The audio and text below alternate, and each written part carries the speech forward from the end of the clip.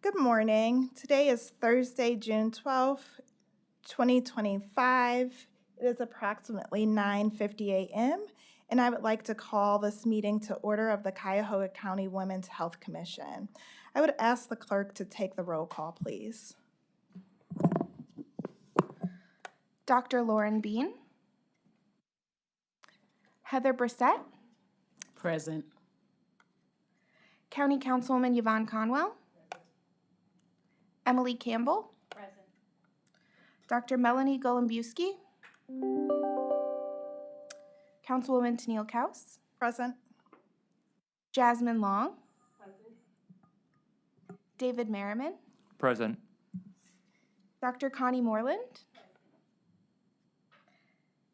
Councilwoman Nikisha Nickerson, Sabrina Roberts, Present. on behalf of Executive Chris Ronayne, Councilwoman Jasmine Santana,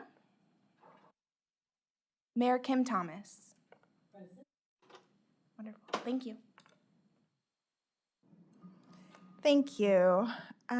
Before we proceed, I would like to take a moment to center us, to bring us to a moment of reflection. Before we go into this moment of reflection, it doesn't escape me that we started the meeting a little late today, and it is literally because we've got so many text messages that our committee members were running late because they were coming from other meetings.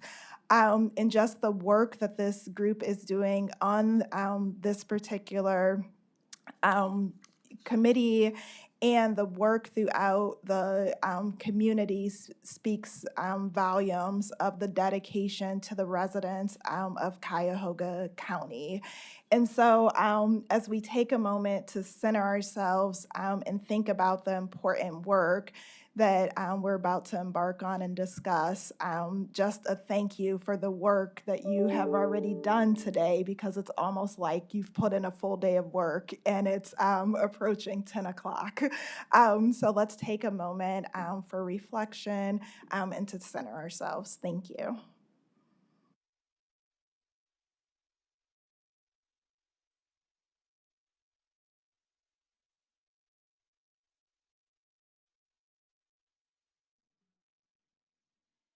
Thank you. The next item on our agenda is approval of our prior meeting minutes. These minutes were circulated to the commission prior to this morning's meeting, and I now invite members to express their opinions or motions related to this topic. If there's any corrections, amendments, or additions, I invite members of this commission to also share that at this time. Seeing none, do we have a motion for a vote to approve the minutes? So move. Second. Thank you. We have our motion by Committee Member Brissett, and we have our second by Commission Member Long. We will now vote on the motion to approve the minutes. All in favor, say aye. Aye. All opposed, say nay. Let the record reflect that the motion has passed. Thank you. Clerk, is there anyone that submitted public comment for this meeting? None was received. Thank you, Clerk. The meeting is now open for new business. I'm very excited. We have three important topics to bring to the table this morning. The first topic I'm extremely excited about and heard so many positive things about an event that County Councilwoman Turner presented. And so I invite her to open up and let us know about the event she held, I believe, at Warrensville Library on fibroids and women's health. As we're listening to this presentation by Councilwoman Turner, I know that there's a lot of education that we would like to do as a commission in the community. And the thought, because Councilwoman Turner's event was so successful, we would like to learn what made that event successful and see if we can use any of those strategies as we move forward. So turning the floor over right now to Councilwoman Turner. Thank you so much. Thank you, Madam Chair, and to the distinguished members of the commission, Director Merriman and my colleagues, and special guests. Thank you for this opportunity to share. So, I think I met with Ramona Brazil from Metro Health and some other leaders, and we were talking business, jail, and stuff. And I don't know, somehow we got on our personal health, and I began to describe just how overjoyed I was that this commission exists, that there are a lot of issues that we need to deal with as a community, and I started to talk about my own journey to wellness, which was the title of the event, a wellness journey. I've been suffering from what I thought were difficult menstrual cycles my whole life. Even as a young lady, adolescence, my periods were always wicked. But it wasn't until I was a young adult that the heavy bleeding and, other issues started, which would often cause me to isolate myself because I never knew when I was going to have a hiccup, right? And so we started talking, and they confided in me that they both had recently gone through hysterectomies, right? I'm talking to senior leaders in the Metro Health system that it was battling the same problem. And so I said, you know what, we need to do something about this because I just keep hearing the same stories from women of all backgrounds, all colors. Let's do something. So on April 30th, we did something. The event was entitled Fibroids, A Wellness Journey. Again, held at the Warrensville Heights Library. Our lead partner was Metro Health. Supporting organizations, we invited not all of them, but we invited many of the African American fraternities and, not fraternities, sororities, National Congress of Black Women, National Council of Negro Women, Delta, AKA Sigma Gamma Rho, Zeta Phi Beta. In a conversation that I had with Congresswoman Shontel Brown, my predecessor, we had been battling this for a while as well. And so she was invited to give remarks in which she did via a video, and she chronicled her own journey and had disclosed to us that she also had a hysterectomy. She knew a little bit more about her condition because her mother had suffered some of the same challenges, so she was a little more prepared than many of us. But that kind of set the tone. Like, everybody in the audience was like, oh my God, a congresswoman, like, she's going through this, right? Like, okay, I'm gonna stop complaining. No, but we should complain. That's the point. For years, I went undiagnosed. For years, I would come in, my cycle would start with nausea and vomiting, and then it wouldn't stop. And then I would have to go to the emergency room, and people would be like, okay, are you on drugs? Like, are you homeless? Because my hair, like, come on now, when we sick, we don't go to the emergency room looking like a diva, right? So, unfortunately, I think, at least my experience as a woman of color, is I felt denigrated. Like, did I need to come in there with a three-piece suit on and, my county pen to be treated with dignity and respect? So that was a journey. I was working for U.S. Senator Sherrod Brown at the time. So ultimately, I would have to drop who my boss was, or that I knew the ombudsman, or that I knew the government relations person, or that I knew Tim Zinti, or whoever the president and CEO of the hospital system was at that time, to get the help that I needed. And I've had IVs in ungodly places, my neck, my groin, because I would be so dehydrated. By the time I would get some help, that's all they could really do. So we assembled. We had about 129 people registered. 59 showed up, which that was like a 40% show rate, typical free public events. We had 47 evaluation forms returned, which was 80% of our attendees, and 94% of respondents requested follow-ups or expressed interest in future events. And I'm now learning that many of them have scheduled appointments in the Metro Health System. Dr. Alexander, she showed up early, and I made her do a video. And I was hoping that we could, Hopefully it's gonna work. let's see if it will work. Please work. We had so much fun.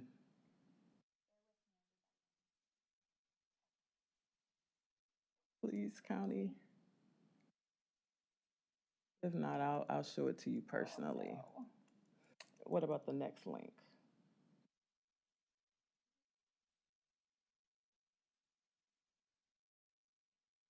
Oh, we gotta go through all of that. Oh, is there sound? But these are all of our partners, the sororities. That's my doctor. It's Dr. Alexander. So we had fun, right? Wanted to make everybody feel comfortable and seen and heard. Again, it was, to raise awareness about fibroids, a condition that disproportionately affects Black women, but I'm hearing that other women have also had challenges just in the health system. I heard from a white girlfriend of mine about a difficult pregnancy that she had, and she just felt violated, like she had experienced violence at a doctor's appointment. She shared a story of a friend who shared the story with her that she was I don't know what the medical term is, a M4 or some type of R4 maybe. And she was assisting on a pregnancy delivery. And the doctor, a male doctor, asked her, had she ever did some type of suture?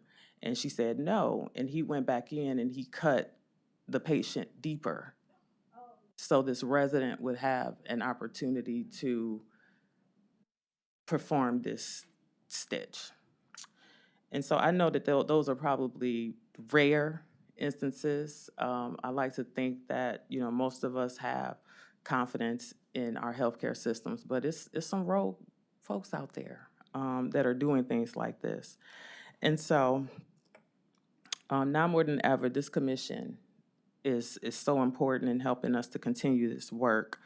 Some of the themes from participants was that they were able to share their experience. They just was able to talk and get it out and be seen and be heard. We had aunties there that were in their 70s. We had some 18-year-olds. It's intergenerational.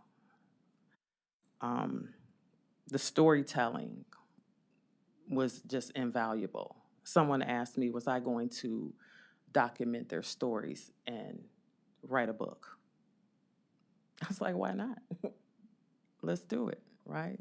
And let's sell it, and proceeds will go to, I don't know, the White Dress Project or some type of nonprofit that does this work.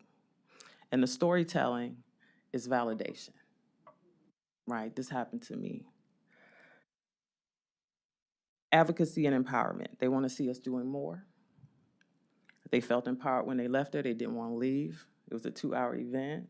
Dr. Alexander stayed. She was early. She stayed through the whole time. She stayed late. She took pictures. I mean, we all took pictures, you know. Got to take pictures.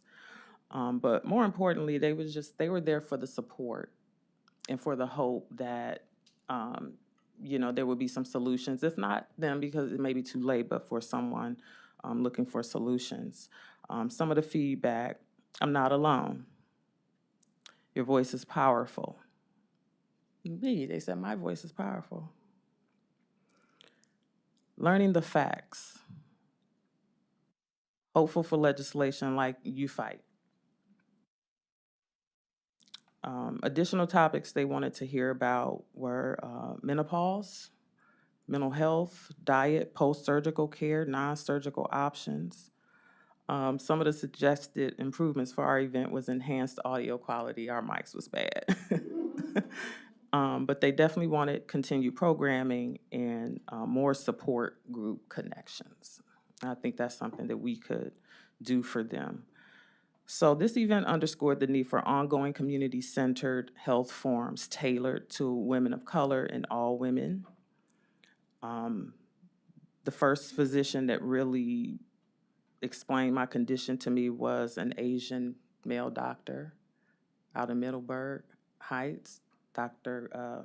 Gregory Katawa. Oh, and he fine too. He was tall. I was like, what? Woo. Cut with the stereotypes. And he said you know, in women of color, Asian women and Black women, he said he sees the largest uteruses. Y'all, my uterus is up here. It's supposed to be down here somewhere and behind my bladder, but it's up here. She getting on my nerves, so she's coming out in July. Okay?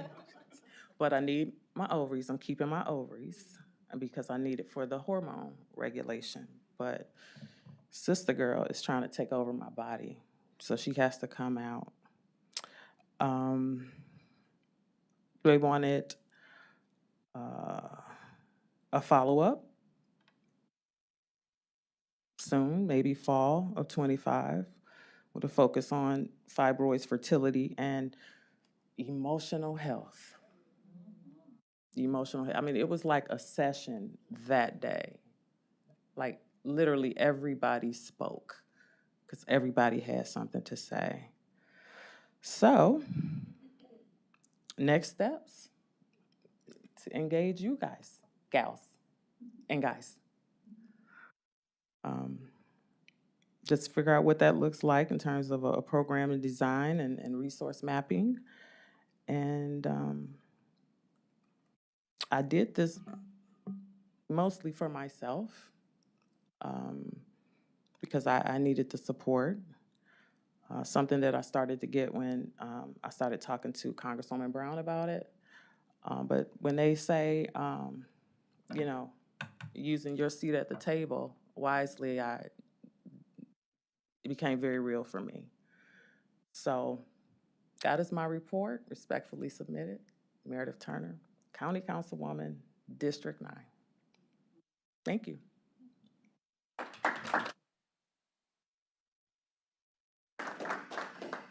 Thank you so much for sharing that. It was very powerful, you just sharing with the commission the stories, the outcomes, the request for follow-up. And so I'm going to open it up to commission members to ask questions, engage in further discussion as well. If I could just add one final point, I want to thank Sabrina Roberts for her presence that day. So she is a witness to what happened that day. It was beautiful. So I know you were representing the executive, and your presence was appreciated. Thank you.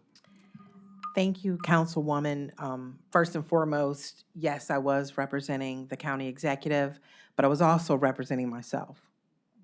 And what I witnessed in that room, I quickly came back, told the case committee, told Laurel, told Tennille, chair, and discussed possibly replicating. Not only did you give information out, not only were there health professionals there, including the CEO of Metro Health, but it was a moment for the security and a true safe space. The mental health piece was so evident in that room that I said, another piece, maybe we have some counselors in the future. There was not a dry eye in that room. I don't know what time the event was supposed to be over, but I know it was really dark when I got home. It was long, maybe double the time. Yeah, the library was like, it's time to go. Yeah. But it was just a need in the community to be in a safe space, to get information, to love on each other. And then all kinds of conversations were happening about just what women were just going through day to day. It is an amazing opportunity that your leadership has brought forward. So I'm hoping the commission will take this blueprint and really put a stamp for the women and families of this community. Because like she said, it was 18 to 70 or 80.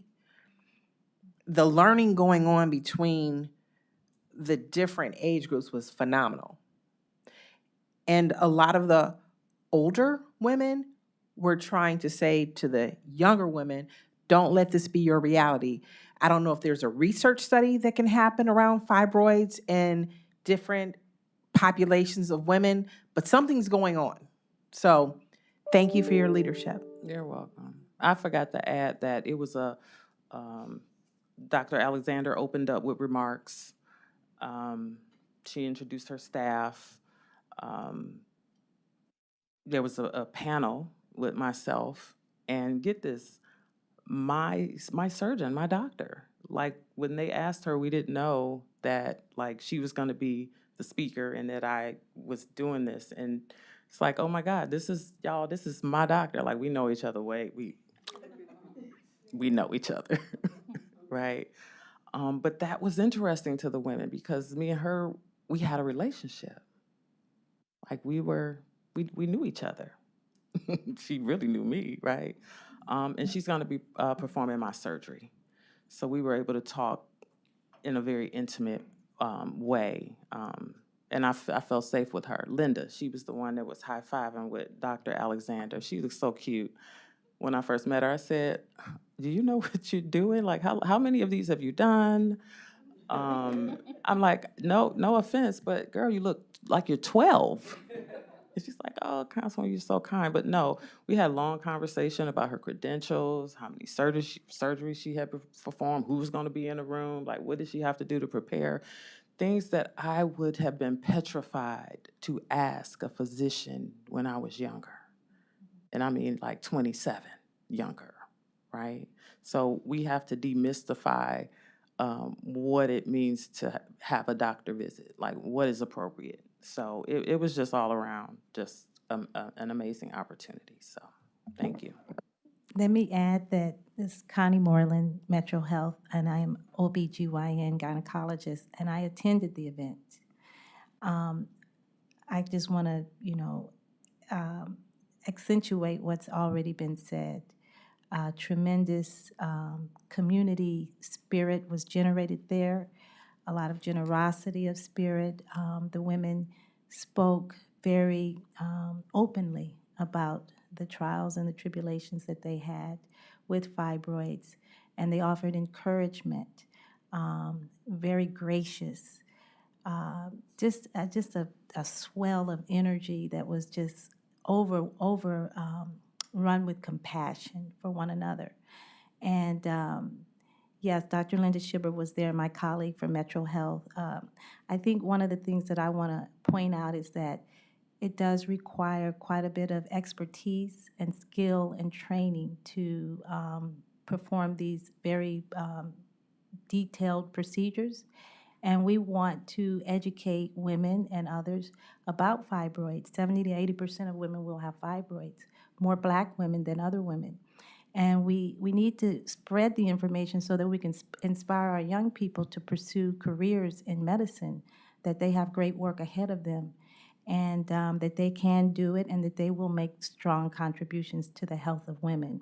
So I want to throw that in. And yes, we do want to replicate with Councilwoman Meredith Turner and others, and Chantel Brown, to come to Metro Health and to do it again with fibroids and other conditions, and to invite physicians and other healthcare professionals to be there to make that connection. So yes, I think that we should replicate this and use this as a blueprint so that we can do it again and again and again. Good morning, everyone. Several thoughts, but along the lines of what Sabrina was saying, when you have these conversations and folks feel like they have a safe space, it does open up those emotions. And so we could certainly, BBC could send people from our wellness network to be there because they're trained in working with women's health challenges.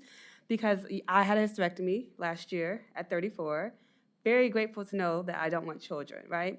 What happens if you want to have kids and you're now put in a situation to have a hysterectomy very young?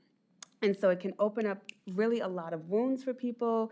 It can still be challenging. So even I put on this list endometriosis. So as many women are dealing with endometriosis and struggling through fertility, infertility, that's another thing that creates a toll. But people don't have safe spaces to talk. But when you're open about sharing your story, what you will learn is that people will share their stories with you all the time. So in your vulnerability, you're helping people be able to heal and think about what they're going through because of that. No one talks about these things. So these are not necessarily new things. It's just things that have been in our own homes, and they haven't left outside of those doors. So I think that's important. I even thought, like, on the pregnancy side, preeclampsia. Like, I know that that's a big passion around Sabrina. Like, there are so many conversations to be had that we could go all year. We could do something every month and engage folks. It's just about being able to have the capacity to support them when they have emotions that are tied to that. So I just really commend you all. When we first started meeting, maybe 2 meetings ago, I'll say, we really talked about the importance of advocacy. And so what I hope that we don't get lost in is trying to overly poll and overly research. We can hear the anecdotal stories. We can read the previously done research studies that show women just need to feel that they can advocate for themselves. That's what doulas do, right? Like, but even in our daily lives, I remember when I first started having issues. So I went undiagnosed from 2019 to 2023 with uterine fibroids. Never heard this a day in my life that I had fibroids, only to have had them my whole life probably, right? And so, and I can advocate for myself, and I do know what to do in a hospital room, and I do know how to have the conversations, but it was similar to when the Enlightened Solutions said that the woman broke her arm, and they said, if you weren't so overweight, this wouldn't have happened to you. Because that's all my doctor, oh, lose weight, lose weight, lose weight. Okay, well, losing weight, but I still have to lose a uterus because I was not treated for my fibroids in enough time to potentially manage them without the surgery, right? And so really looking at the fact that we can have all the resources, we can have the means, we can have the education, and we can still be treated in a way that is unfair. So Dr. Moreland's work is important, and what we do at the hospitals is important around educating providers around really providing good care for patients and listening to them and hearing what they're saying and not making a preconceived notion. So we have a ton of work as commission members, as council, as administration to do in order to really shift healthcare in our communities. If I could, I'd like to first acknowledge that as an employer, I first learned about fibroids from Councilwoman Turner at the kickoff of the Women's Health Commission event when she stood up and she shared her story. And as someone who has a broad team, this was something I did not know much about. I think I'd heard the term, but actually have learned through the Councilwoman's advocacy and leadership much more detail on the relevance as an employer. So I was not entirely unprepared when I had an employee approach me who was taking a medical leave, and I checked in to see how they were doing, and he was going to care for his wife, who was going through a procedure, who was hoping to have a family, and they were still going to try, and they were going to take all the means that they could to try to pursue that goal. And I just want to acknowledge that I learned because of Councilwoman Turner. I also want to acknowledge that as a county, as an organization, we were able to afford that employee and his family the time they need to take advantage of medical resources, to pursue having a family, to do what they felt was important for them. And I think that is largely due to the leadership of Councilwoman Turner, Councilwoman Conwell, who I think have given us a human resource package that looks at our employees and say, you're people, you have goals, and we support you to pursue those goals while you do your work, and could have some flexibility to work remotely for periods, which that person has to do. I want to care for my spouse, and I want to work remotely at a point. So I just want to acknowledge the two of you. I also just want to make a plug for the library system, who, as you talked about going to Warrensville Library, last week we had an amazing event at Parma Snow Library. And I think as a community, we at times lose track. Where is hope? Where is trust? And as a community, we have one of the greatest library systems in America. County, city, the Independence, Euclid, Lakewood, others. And I know that one is under threat. But also, I want to say we go forward and we continue to engage those partners. And I want to lift them up and acknowledge them as partners that bring people together. And even though they're not here today, they're not around the table, I do think I speak to their presence in our community, advancing our work. The last thing, just as an organizational matter, I do want to just recognize, I saw Councilwoman Nikisha Nickerson join us, Commission member, Councilwoman, and that I am also joined by Councilman Robert Schlepper from District 7, I think is a guest of the commission who's sitting next to me, and if 6, thank you, 6, wrong one, 6. I had it 6. That's good catch. But I think in case the video pans over and folks wonder who's here, I just wanted to have the minutes reflect that. Thank you very much. I heard laughter outside. I hope I'm not killing the mood. It was on me. And we will have the minutes reflect that executive just joined us for this powerful conversation as well. Thank you. So, good morning. I have a couple of thoughts that are swirling, but first I want to start by saying that as a member of this commission, I'm in full support of this commission working to see how we can take the very powerful kind of one-time activity that happened and make it more of a systemic and systematic activity within our community to help women, and there are a couple of reasons for that. I keep going back to the commission, one of the commission's first meetings when Project Noir was presented, and I know we have in the room here today some representative from Enlightened Solutions with that presentation, that 35% of participants in Project Noir had the experience of being told by a medical provider that their pain or their symptoms were in their head. 35% had a provider who refused treatment or testing. And when we talk about issues of fibroid and some others, and thank you, Jasmine Long, for bringing up the fact that there's a whole host of diagnoses. But what they mean for women is pain and lack of treatment, disruption in life, lower quality of life, not just once, but every month, month after month, year after year. And in previous generations, I can't help but think that women were just waiting for menopause in order to get some relief. That's not acceptable. So what I see here is an issue that is very tied to reproductive health, which is one of the priorities that this group has identified. It is an issue that has a disproportionate impact on women of color, and an issue where women of color are being failed by medical providers and systems. And when we systematically fail to care for our health and well-being, we need to do it ourselves. And I think there's an opportunity, and when I mean ourselves, I mean not just ourselves individually, but our community. And so here we have a real opportunity to be able to put the pieces together, to have solutions that are individual, that are provider, that are community, that are supportive, to be able to make real difference, both in individual women's lives, but also in our community's ability to care for ourselves. And so thank you so much for bringing this to the commission, for your work to make it happen. And, you know, I am struck, earlier this week, I was at Mount Sinai Health Foundation's annual meeting, and they honored 2 physicians who practiced here in Cleveland for years that were groundbreakers in issues relating to women's reproductive health, you know, in vitro fertilization. But I learned that one of the foremost experts on menopause, the physician that was one of the first, if not the first, to describe menopause as a medical diagnosable condition was practicing here in Cleveland at Mount Sinai Health System, and actually had to move around health systems until he found a place that was willing to support and believe his work.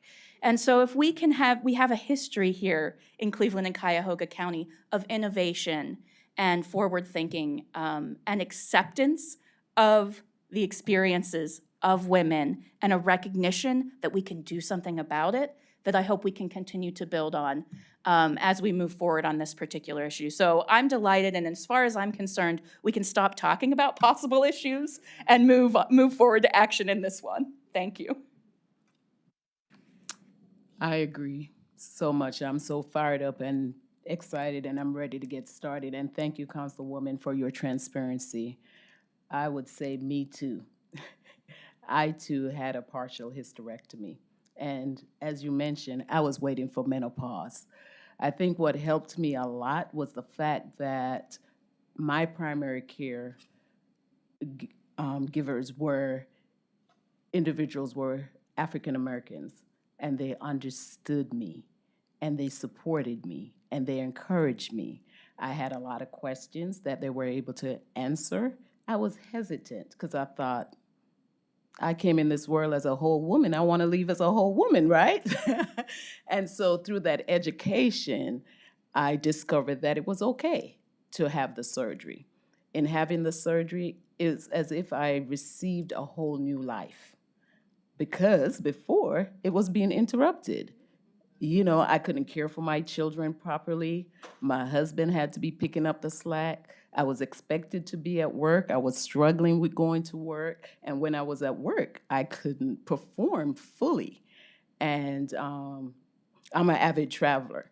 I remember being in the airport. I would be lagging behind, you know, can't keep up because I'm out of breath. And they're going before me, and I'm thinking something was wrong with me.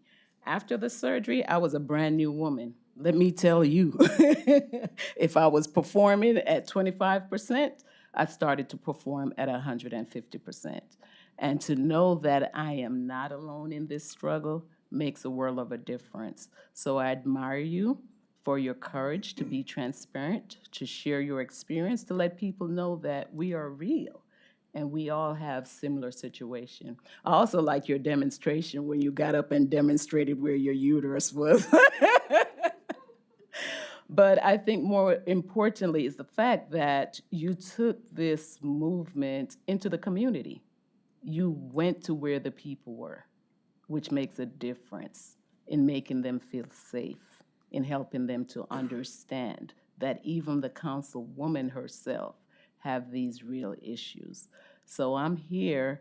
I'm happy that the county provides the opportunity for people to have time off, but let's think about the individuals who don't have that same resources and ability to take time off. They're calling off every month. Their employers may be getting frustrated because we need you at work. They may not be getting paid for time off. And so these are some of the things that we, as a commission, as we move forward, that we're advocating and we're educating everyone on the subject. So I'm ready, if y'all are ready. Thank you so much for sharing and for all the additional comments, trying to keep us a bit on schedule. And obviously, there'll be time for us to continue to discuss. Councilwoman Turner, we appreciate your time and your dedication to this important health topic. Appreciate your transparency and appreciate your willingness to share what you learned with us. And I can't really volunteer a councilwoman anything, but I'm gonna go out on a limb and say we appreciate your support going forward as well with helping this commission motto and implement something very, very similar. I now want to turn the tables a little bit and invite Commission Member Emily Campbell to take the floor and provide a brief update on legislation.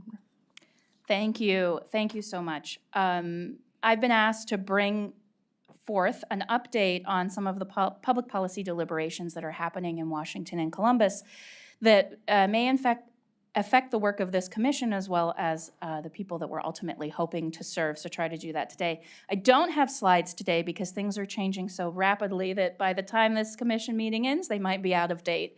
And that's because the US Senate and the Ohio Senate are both actively at work right now crafting their budgets as both of those processes at the federal and state level work their way through. I want to spend most of my time, and I can be relatively brief and answer questions, or we can talk later about specific things, but I want to spend most of my time today talking about the federal budget. Because just before Memorial Day, as you all know, the U.S. House of Representatives passed out their budget reconciliation bill. It passed by just one vote after having failed the initial vote to come out of the Budget Committee itself, which tells you that this is a very thin margin. What I see are opportunities for advocacy, and that there is not total agreement within Congress about what to do in the budget. But I will say, pretty much in everything you can look at, what is being proposed at the federal level and what is in that piece of legislation is bad for Ohio and bad for Cuyahoga County and bad for the people who live here. And just a few examples. Proposing that individuals who receive Medicaid and Medicaid expansion in particular have to go through redetermination every 6 months. We hear about the burden that places on county government and the challenges for people to maintain their coverage. A 10-year prohibition of receiving Medicaid payments to providers that primarily provide reproductive health services and offer abortions. This is for all providers who received $10 million or more in Medicaid funding in the last year. Total, 10 years that they would not be able to receive Medicaid payments for anything, not just for those services. Prohibiting some provider taxes, which are an important funding mechanism for Medicaid here in Ohio. Introducing a universal work requirement in Medicaid expansion that's actually more stringent than Ohio's proposal that I brought to you during our last meeting. Introducing co-payments for the expansion population for adults that are over 100% of the federal poverty level, so they qualify for Medicaid, but introducing co-payments into that. A rollback of retroactive coverage under the Children's Health Insurance Program and Medicaid to 1 month. Right now it's 3 months, so if you go into a hospital or you seek care for something and they check and find out, oh, you're actually qualify for Medicaid, right now, a 3-month look back, they can get retroactive coverage, especially important for pregnant women who have a higher eligibility ceiling or floor, higher eligibility than working age women because of their pregnancy and during their pregnancy and immediately thereafter. So of course, if you're going for your first prenatal visit, that 3-month look back retroactive coverage is very, very important, especially to local providers, to be able to provide services to people. And then shifting, there are provisions in the federal budget that would mean that if Ohio doesn't make some relatively complex to make changes to our Medicaid program, that Ohio would be subject to a reduction in the federal matching percentage. This is due to the fact that Ohio Medicaid, along with most other states, covers a very small group of immigrants that receive their immigrant status has been granted out of humanitarian concern. These are individuals who have been vetted, who have been adjudicated before they set foot in this country. They tend to be refugees who they and their families have provided substantial assistance to American forces or American allies on the ground in countries where there are substantial conflicts. And they're granted special status. Right now, Ohio and more than 20 other states provide Medicaid coverage for these individuals. Because we do, it means that our federal matching percentage would drop if enacted from 90% to 80%, which would trigger the Medicaid trigger that is in the state budget that continues to stand. The Senate did not make a change to the language this week when the latest version was released. And as a reminder, in the state budget, there is a provision that says that if the amount of cost sharing changes at all for the Medicaid expansion population, that the state of Ohio shall immediately end Medicaid expansion. So one word, that word shall, if it is not changed to may, means that the one word could cost 770,000 Ohioans their health coverage, including up to 100,000 here in Cuyahoga County. Lots of work happening to try and see that change. We do know that an amendment has been drafted for the state Senate, but it has not yet found a champion, and particular needs a champion in the majority caucus in order to see that move forward. So we're still working hard every day to work on that. I think the overall thing, there's a few things we can take away from this. One is, like I said at the beginning, this is not over. We are continuing to advocate, and because margins are so small and things are so controversial, we have seen some improvements in policy, in federal budget deliberations, from things that have been said publicly and then have to be walked back and rolled back, recognizing the impact that it would have on people in their community. I will also say that our 2 U.S. senators that represent Ohio both appear on lists of potential targets where there are advocacy opportunities because they are so new in their roles. And so we do have an opportunity to reach out and make a difference, and we are seeing that advocacy is working in making it, in making legislators, especially at the federal level, think twice about some of the things that they are putting in these bills, and that the American people aren't going to allow this to happen in the dark of night with no oversight and not have something to say about it ahead of time. So the other thing that I want to put on the radar of this group and the community in general is that the state budget is scheduled to be completed before the beginning of the new state fiscal year, which happens on July 1st. They have to finish their work. But the budget that's working through the state right now does not take into account some of the potential federal cuts that are being discussed right now in Washington. And so although we will see a new state budget on or before July 1st, the conversations aren't over. And I fully anticipate that we will need to be talking about additional reductions in state support for communities as some of these federal changes move forward. 62 cents of every dollar that supports health and social services across the state originates at the federal level. And so these are difficult times, times when we need to make sure that we are paying close attention to what's being proposed and to read the legislation very closely to see what may be in and may be out. But overall, the overall policy environment is such that there's an interest in leaving us to ourselves with far fewer resources and a weaker system of individual support, and leaving it to local communities to figure out how to continue to provide services and help ensure that people in our communities can thrive without much help from the outside. So thank you for allowing me to present this very sobering piece of information. But again, the more informed we are, the better advocates we can be. Thank you. Thank you so much, Commission Member Campbell. In the interest of time, I'm going to ask that Commission members hold questions.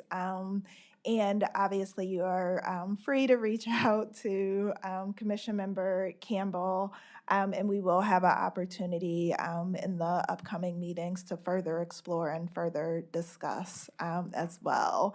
I want to make sure we have enough time for our fellow, Katura. She's a Cleveland Foundation Fellow, and she was placed with Cuyahoga County in the Department of Health and Human Services. She has been working on period poverty, and so we are excited for her to share this passion project with us this morning, and excited to think about the opportunities that the commission might be able to engage. Without further ado, turning it over to Katura. Thank you. Thank you so much, everyone, for allowing me to be here today. I am very excited to talk about my passion project of period poverty. So today's conversation will be about what it's like to live through period poverty, as well as what we can do to help advocate and hopefully create some meaningful change. So what exactly is period poverty? When we talk about this topic, the first thing that comes to mind is lack of access, but period poverty is actually much more than that. It refers to the struggle faced by people who menstruate due due to limited access or inability to afford menstrual products, sanitation facilities, and education. So without those three, people living in period poverty often experience life strains due to limited access. Globally, 500 million people experience period poverty daily, and within Cuyahoga County, it's around 100,000 women. Period poverty means that menstruators cannot menstruate with dignity, resulting in social stigma, shame, and exclusion. And period poverty impacts all aspects of one's life, including their ability to go to work or receive education, as they may have to miss key obligations due to inadequate access. So some facts about periods. Some of the most common ways of managing a period are tampons and pads. These are single-use items. And then recently the market has had menstrual cups and period underwear. So these are reusable, but may not be the best option for people with limited access to sanitation facilities and running water, but it is an option that can cut down monthly costs. On average, a person will menstruate at the age of 12, but can start as early as 8, with trends showing that this generation is menstruating earlier, myself included. I started at 9.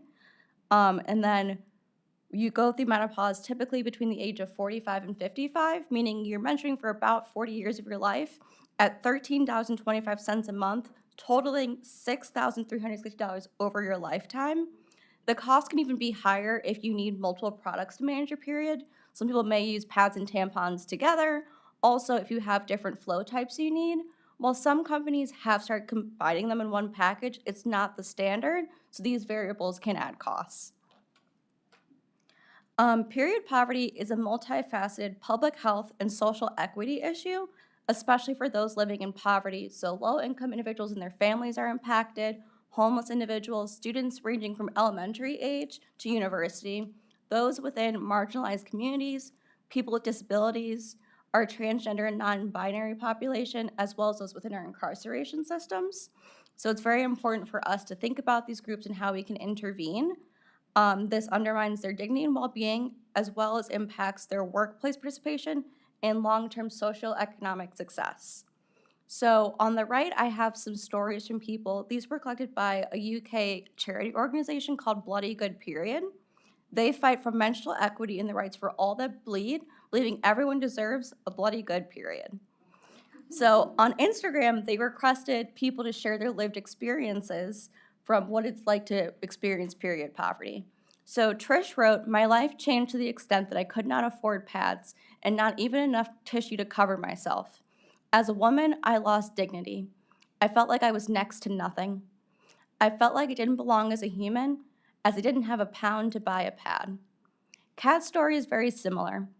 "I was using cloth and tissues. They were not good for me and gave me rashes. I once went to McDonald's and asked for tissues and ran upstairs to fix them. I was so ashamed. I didn't have a choice." As seen from these testimonials, period poverty leads to depression, anxiety, and compromised health and well-being. For many, purchasing period products could mean going without food, paying rent, buying clothing, or paying their utility bills. Without proper management, many opt for unhygienic options like newspaper, toilet paper, plastic bags, socks, clothes, and rags. While these may save money in the present time, it can cost menstruators a lot later when it comes to treating UTIs, skin irritation, toxic shock syndrome, and also potential sexually transmitted infections. Menstrual equity is important for several reasons, as it addresses the social, economic, and health disparities related to menstruation. As an advocate, I often emphasize the human and emotional toll that period poverty places on a person to urge for menstrual equity. So this could be reducing stigma, emphasizing human rights and dignity, the health and well-being of all who menstruate, and pushing for gender equity.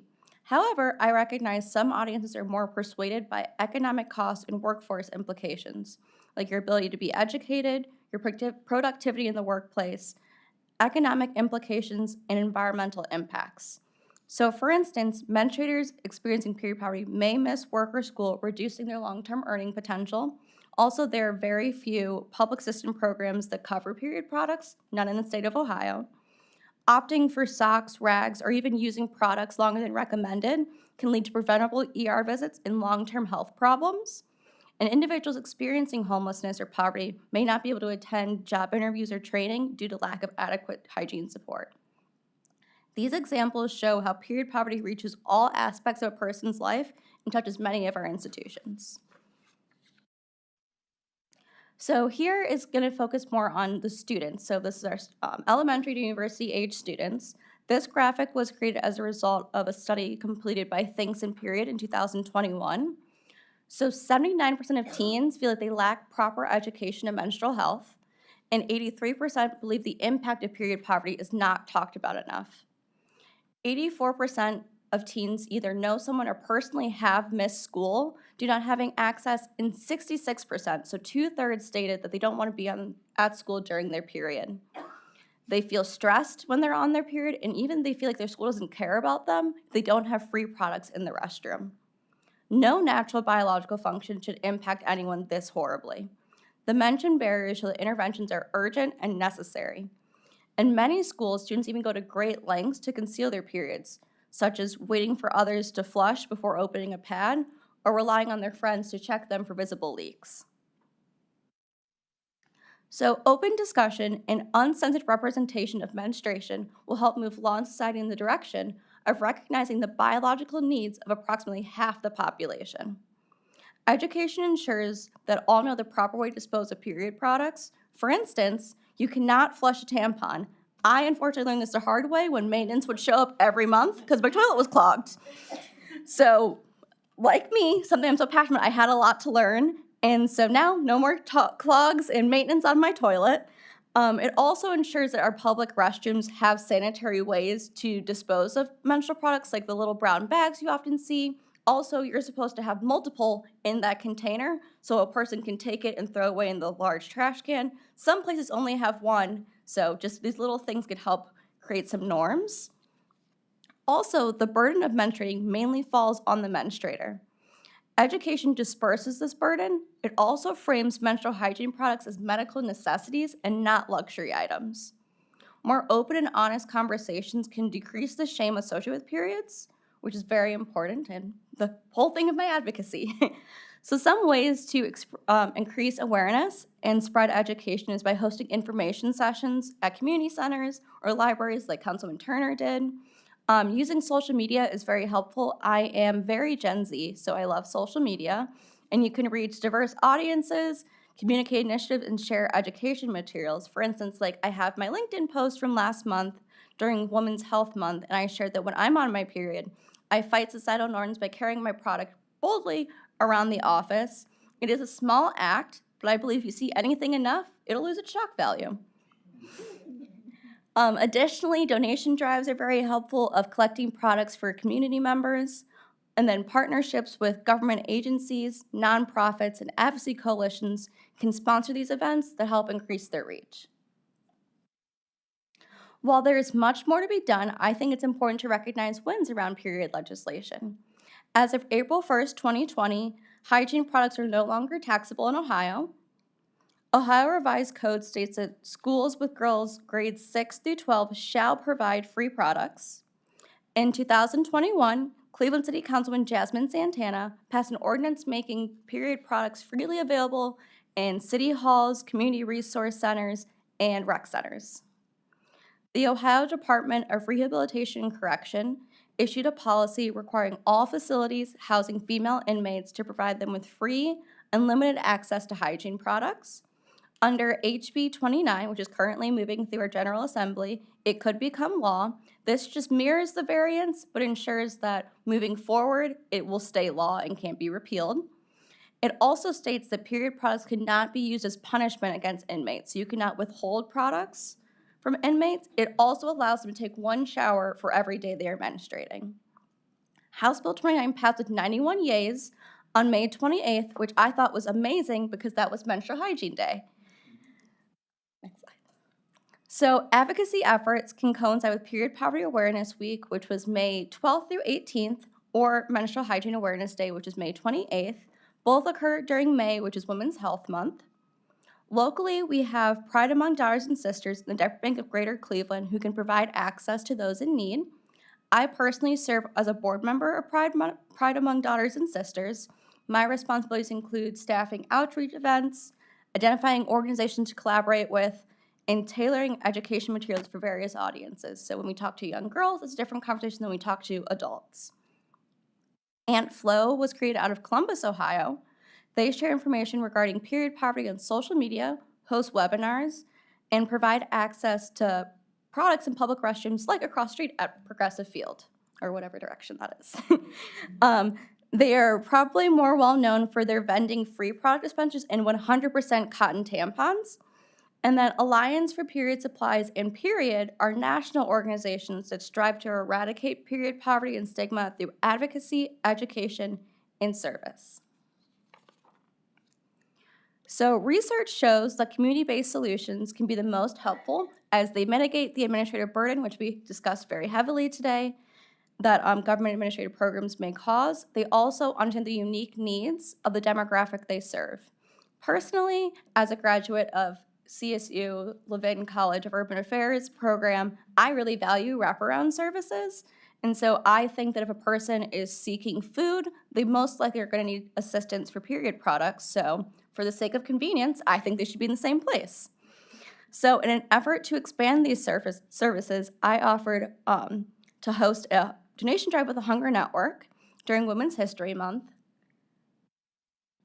And then that event raised $1,700 and collected over 4,000 products in just 4 hours.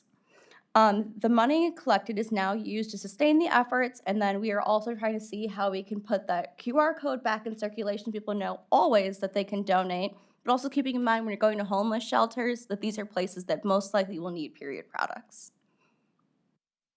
So that concludes my presentation, and I will gladly answer any questions. Thank you.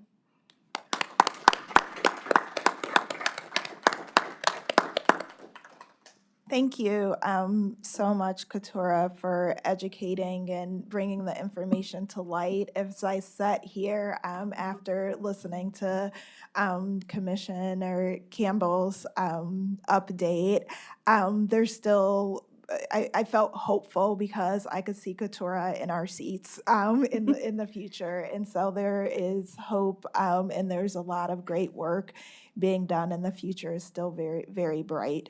I want to open it up to questions, being mindful of time and also knowing, I believe Keturah could be available afterwards for a few minutes for questions as well. Thank you. Madam Chair, thank you, and good morning, everybody. And thank you for all three reports. I want to catch back up with you, Councilwoman Turner. So with the meeting of philanthropic partners this morning, but want to hear from you. And thank you for your advocacy, Emily.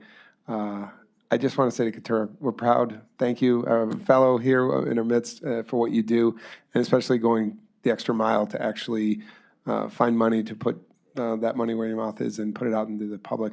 I'm going to ask a question with the county council members here with me and here in front of the county exec. At risk of asking this, I'm going to say, what can Cuyahoga County do? And give us your recommendations and findings here at the county itself. That is a very important question. So through the chair to county executive, I would say the first and most important thing for us to do is make sure that within all of our county buildings, the ones we own and the ones that have staff, we have access to free products. I think this is most important as when people come in, they can have access. And you just never know when your period's going to start. Sometimes it's unexpected. Also, I think regardless of how much money you have, these are not luxury items. They're medical necessities. And it's very important for the well-being of people who work here that they can go to the bathroom and manage their period. And to piggyback on that, because we also have elected officials in the room in the community, and Councilwoman Santana is on the commission here, but is unable to be here today, unfortunately. This is legislation we can begin to look at in our local communities, just as Councilwoman Santana did for the city of Cleveland as well. Other questions and comments? Yes, thank you. Just a broader comment or a couple of comments. Thank you so much. I'm incredibly proud of you. You did a great job. Amazing, amazing job. Thank you for having me just as a guest today. This is personal just in that, you know, I was raised by women. I was raised by a single mom. and a woman of color. You know, my mother is a Latino woman, and after she had given birth to me, she was 21. She kept having some bleeding significantly after she gave birth. Her doctors told her, "Oh, it's just spotting. You're fine. Go home." Everything appeared to be normal except for the bleeding. Well, ultimately, she had crippling pain. 10 days later, she went in and there was a tumor in her cervix the size of a baseball in 10 days. So my mother had a hysterectomy as a 22-year-old woman. So I just, you know, when I was old enough to understand what that meant, that was a narrative in our household. The other thing I wanted to say was just thank you to all of the women in this room. I have a 6-year-old daughter. As most of you know, I'm openly gay. So we are two men raising a young woman, or what will be a young woman. And she stands on all of your shoulders. So thank you for that. I really, really do appreciate that. So in whatever way that me being one of 11 in collaboration with, or ways that I can create space, please let me know. And I'm incredibly grateful to all of you. So thank you.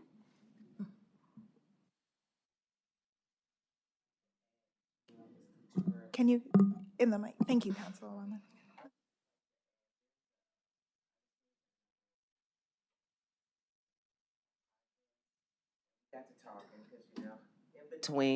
In between, before you start your podcast, you get on the women's issues. I don't know why, but when it's a bunch of women, that's what you do.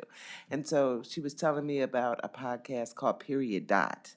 And so when you did the presentation, I'm like, oh, okay. So I did text the lady that has the podcast, asking her, does she still have it? What time? So I could make a connection with you two. So maybe that you can present Period Poverty on Period Dot. So I just wanted to add that. So make sure I get your phone number before you leave. Absolutely. Thank you so much, Councilwoman. Just really quickly, I had, I believe through Ms. Roberts, been connected with Ms. Pleasant, and she had an opportunity to shadow me on council. And so we've adopted each other now. But back on May 28th, I posted about National Menstrual Health Awareness Month, right? And I put a call out. I said, are there any organizations out there that could help Cuyahoga County address this issue? And so sure enough, she sent me a text and told me about the organization that she was involved in. And then I also got a comment from Ramona Brazil from Metro Health, who's like, let's talk. I don't have a lot of ARPA money left, but I wanted to designate what I had left for this issue. So let's talk. Thank you. Thank you so much, Councilman, and I appreciate you taking me under your wing to see what local government is like from the legislative perspective. So thank you very much. Wonderful. This has been just a wonderful meeting this morning with the commissioners. Once again, I think all of our speakers, presenters today are available a few minutes afterwards. I would invite members to stick around and ask additional questions. The next meeting of the Cuyahoga County Women's Health Commission will be held on Thursday, September 25th at 9 a.m. Once again, want to thank Ms. Keturah Pleasant. A fantastic job. You are going to go extremely far in life. We are extremely proud of you. Want to thank the Commissioner Campbell and also, of course, Councilwoman Turner for wonderful presentations and updates this morning. Excuse me. A reminder to commission members: please check in with the clerk before you leave today.